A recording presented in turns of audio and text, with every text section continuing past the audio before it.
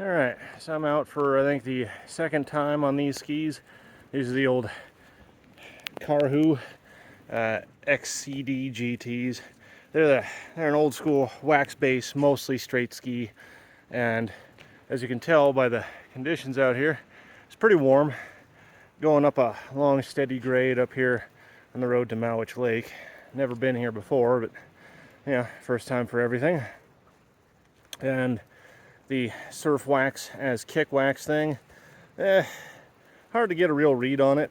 Like, it's not great. It's not as good as like a full set of skins, but it's not awful. I mean, it's pretty deep snow, as you can tell by my tracks. Even though it's mostly water, it still has a good bit of crunch and a swish to it. Here, I'll see if I can get a reasonable shot. I mean, you can tell just by the sound there, it's, you know, heavy and chunky and all that.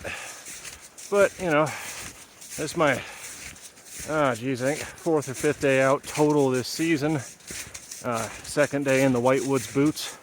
So far, no complaints. They're boots. They attach to my old 3-pin bindings here, and I can't say I'm terribly upset about it one way or the other. So far, even though I'm going through this slop and waller, they seem to be pretty dry. So, yeah, we'll just keep trucking away, knowing that at the very least, at the end of this, I'll have a nice long downhill, so that'll be fun. And I think, just judging by the little track and depression here, I'm the first one to go this far up the road. I think I'm just passing mile marker 1 past the gate, for at least the last few days. Obviously somebody had to put that depression in, so it wasn't me. Anyhow, moving on. Alright, just made it to the old 2nd mile post there. I think I'm around 4,500 feet. It's hard to tell. I don't have service out here, and I didn't download an offline map. Anyhow, snow level is supposed to be 7 thou, and yeah, not going to be seeing anything but a rain and drizzle and heavy feet today. But just stopped to catch my breath for a minute. Let's see if we can't make another mile or two. I think it's like another at least 4 up to Mowich Lake. I'm not 100% if I'm going to make it there or not.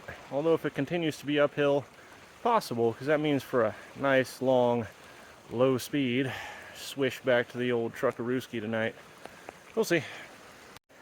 See, just so you don't think I'm pulling your leg, this is what we got to work with. Old Carhu's, still got the Goodwill tag on the right side there.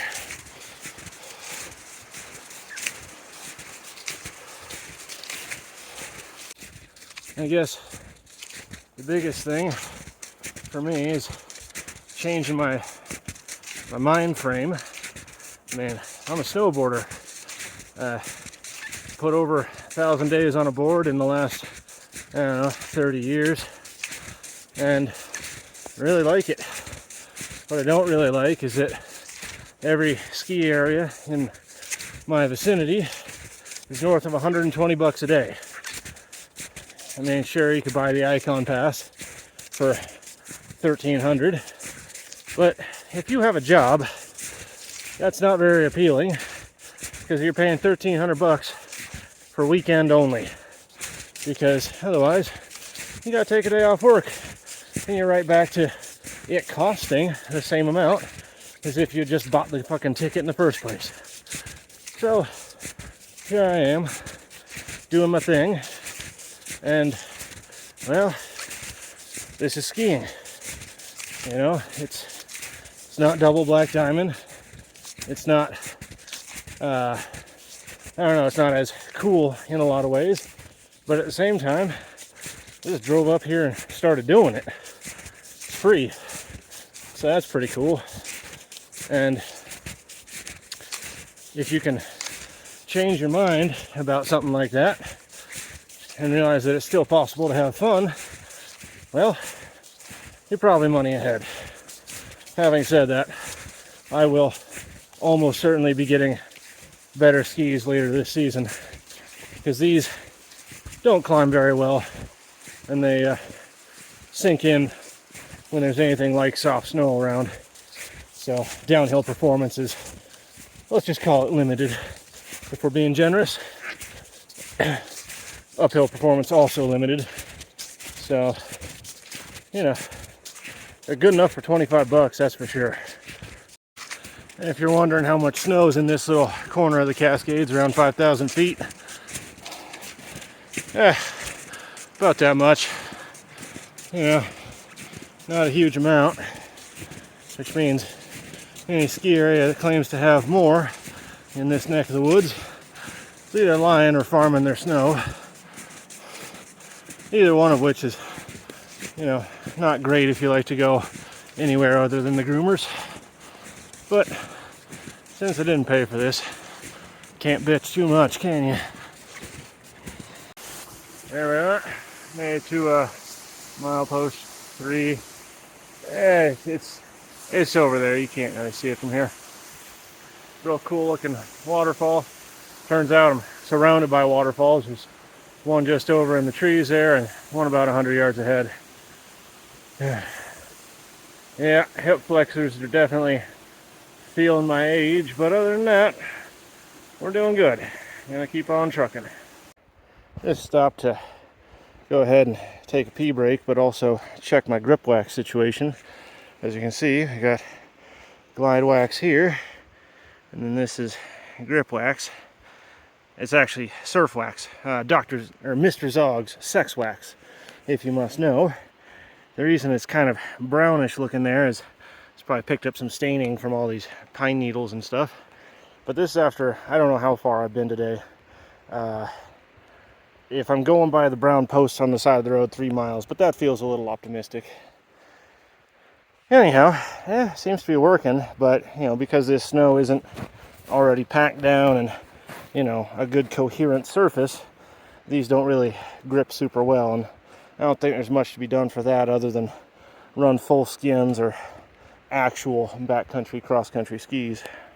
Well, there's another one of those little roadside markers. I thought they were mileposts at first, but they seem like they're a little too close together.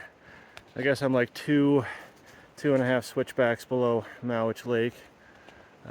Here, there's, as you can see, not much of a track to follow. So whoever came up this way before, it's been a while and there hasn't been anyone since. Yeah, not sure if I'm gonna make it all the way to the lake tonight because it's like 4:05 and it gets dark in about 40 minutes. I want to have enough light to get back to the truck and drive down off of this place, because boy, there are some gnarly potholes and rocks and stuff. Anyhow, we'll see. Just keep on chugging away here. It's about as far as I'm going to make it today.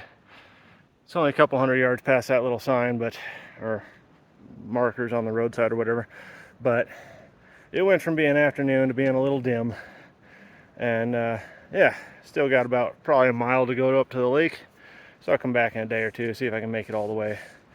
So yeah, for now, I'm gonna reach down. Let's see here. Yep. Kick these off, step into the snow for a bit. I'm gonna make myself something to drink, get a little snack, and then see if I can't slide down the rest of the hill. All right, well, I think we'll settle for something warm to drink as a celebration back at the truck. I got jacket back on, going downhill. Should be working with gravity and just sort of cruising without having to work too hard. These are just the tracks I made on the way up, plus whatever else is going on here. But once I get my poles on and all that, I think we'll be able to make her without too much trouble. Alright, so it's about 5:30. Just made it back to the truck here. Well, Forerunner.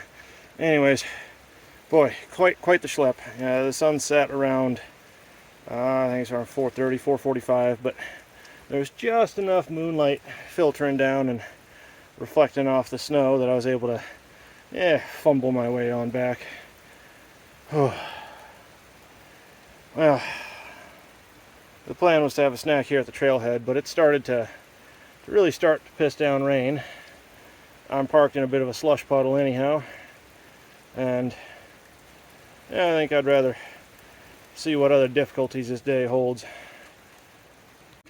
Alright, so got my little stove heating up some water there. Got some Sprots, crackers, apple cider. There. Don't want you to think I'm pulling a fast one or anything. I drove off the mountain, so now I'm by the end of a, well, paved road at least. I just figured it'd be easier to get out instead of celebrating prematurely and then, I don't know, something silly happen like getting stuck.